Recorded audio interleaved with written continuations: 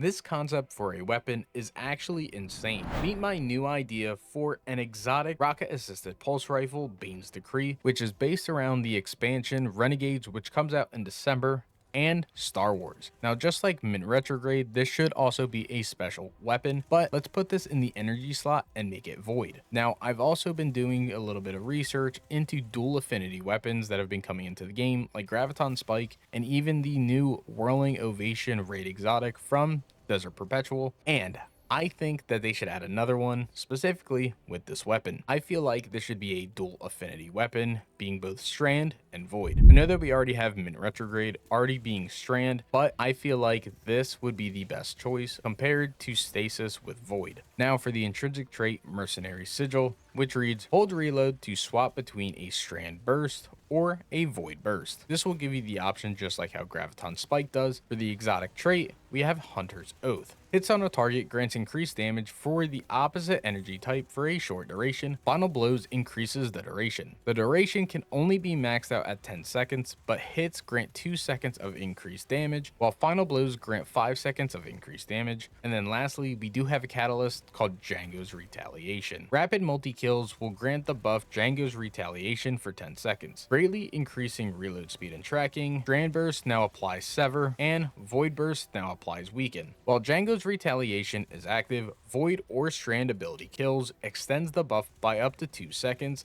maxing out at 8 seconds. Now, again, this is just a concept. This is not an actual weapon that is currently being made. This is kind of just something that I had in the back of my mind, especially now that we are kind of entering a slow period in Destiny and we are going into the first of the major updates. If you guys enjoyed this concept and if you guys would like to see more of this, leaving a like and a follow helps me out a ton, and it keeps you guys up to date with all of my Destiny 2 content.